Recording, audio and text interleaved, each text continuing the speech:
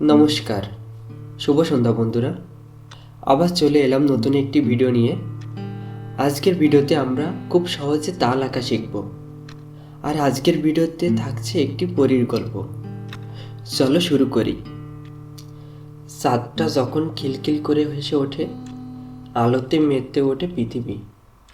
মাঝরাত্রির কুয়াশার বুকে মাথা গুঁজে মুক্তোর মতো ঘাসের ডগায় ঝিলমিল করে জ্যোৎস্নারা। চারদিকে নিঝুমতা যখন বেশ করে জেঁকে বসে, ঠিক তখন ওই মস্ত মাঠটা দেখছ, তার সোজা ডানে গেলে পাবে একটা মস্ত বড় দিঘি। পূর্ণিমার রাতে জ্যোৎস্না হেসে লুটোপুটি খায় দিঘির জলে। তাই দিঘির নামটাও চাঁদের দিঘি। জ্যোৎস্নাদের সাথে খেলা করার জন্য প্রায় দিঘির পাড়ে নেমে আসে এক ঝাঁক পরী। চাঁদের আলোয় যেন পরীদের মেলা বসে দিঘির পাড়ে। রাত্রিভর জ্যোৎস্না গায়ে মেখে হই হুল্লোড় করে পরীরা। শেষ রাত্রির যখন চাঁদটা ডুবো ডুবো হয়, সূর্যি মামাকে আমন্ত্রণ জানায়। সে সময় দিঘির জলে স্নান সেরে পরীরা আবার ফিরে যায় তাদের রাজ্যে। ভাবছো মিথ্যে বলছি? এই যে মাথায় হাত দিয়ে বলছি। সেবার তো দিঘিতে স্নান করতে এসে পরীদের ভারী একটা বিপদ হয়েছিল। এসো আজ তোমাদের সেই গল্পই শোনাই। পরীদের রাজ্য ছিল তো, ওই যে আকাশে রোজ সাদা সাদা মেঘের বেলা দেখো। হ্যাঁ, পরীদের রাজ্য যেতে হলে তোমাকে চড়ে বসতে হবে তার একটাই। সাদা মেঘের ভেলায় চড়ে প্রথমে 7 দিন 7 রাত যেতে হবে সোজা উত্তরে। তারপর সেখান থেকে 3 দিন দক্ষিণে গেলেই দেখতে পাবে মস্ত একটা লাল রঙের পাহাড়। এর নাম হাকুমহুতুম। হাকুমহুতুম পাহাড়ের ওপারেই পরীদের রাজ্য। পাহাড়ের ডান দিকে দেখবে মস্ত রাজহাঁসের মতো দেখতে একটা প্রাসাদ। এটাই এখানকার রাজার রাজপ্রাসাদ। পরীদের রাজার নামটা ভারী বিটকেলে, তাই আর বললুম না। হাঁসের মতো প্রাসাদে যে 2টা পাখা আছে না ছড়িয়ে, ওই দুটোতে থাকে 2 পরী রাজকন্যা, মিষ্টি পরী আর দুষ্টু পরী। নামের মতোই মিষ্টি পরী ভারী মিষ্টি দেখতে। সে খুবই ভালো, কাউকে কটু কথা বলে না। রাজ্যে সবাই তাকে ভালোবাসে।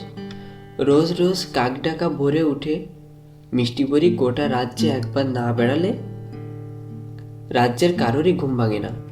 ভাঙবে কি করে? রাজ্যে যত পরী আছে সবার ঘুম যে মিষ্টি পরীর কাছে। আর দুষ্টু পরী, তার তো ঘুম থেকে উঠতেই ভর দুপুর। দেখতে যেমন কুৎসিত আর স্বভাবও তেমন। কারোর সাথে ঠিক মতো কথা বলে না। তার যত সব কথা ওই হাকুমহুতুম পাহাড়ের দুষ্টু ডাইনিটার সাথে। সবাই দুষ্টু পরীকে ভয়ে কিছু না বললেও আড়ালে কেউ তাকে ভালোবাসে না। সেবার তো মিষ্টি পরীর অমন স্বাদের ফুল বাগানটাই একেবারে মাটির সাথে মিশে দিয়েছিল। বলে কিনা, এমন বাজে গাছ কেউ লাগায় নাকি? বিশ্রী গন্ধে ঠিকমতো ঘুম হয় না রাতে। আহারে, মিষ্টি পরীর অমন স্বাদের বাগানটা ভারী কষ্ট পেয়েছিল সেদিন।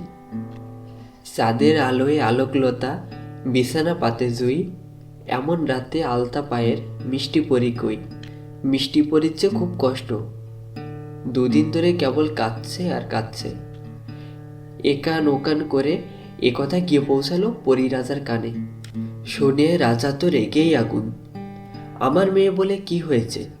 এ অন্যায়ের জন্য দুষ্টু পরীকে উচিত সাজা দেব আমি। সেদিন পাজি দুষ্টু পরীকে পরীরাজ্য থেকে নির্বাসন দেওয়া হলো। মিষ্টি পরীর জন্য 100 পদে নতুন ফুল গাছ আনা হলো। ভারী যত্ন করে মিষ্টি পরী সেগুলো নিজ হাতে লাগালেন। এই দেখো, কয়দিন পেরোতে না পেরোতেই ফুল গাছগুলো কেমন হেসে উঠেছে। ফুল ফুটেছে সপ্তাহ পেরোতে না পেরোতেই। গন্ধে মৌ মৌ করে গোটা পরীরাজ্য। তোমরা কি জানতে চাও দুষ্টু পরী কি করেছিল?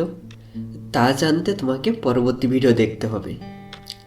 আর ভিডিও নোটিফিকেশন পেতে তোমাকে চ্যানেলটি সাবস্ক্রাইব করতে হবে আর বেল আইকন প্রেস করতে হবে। এখন বলো তো গল্পটি কেমন লেগেছে? আবার চলে আসবো পরবর্তী ভিডিওতে। ততক্ষণে তোমরা সবাই ভালো থাকো। আজকের মতো এখানেই শেষ করছি। ধন্যবাদ।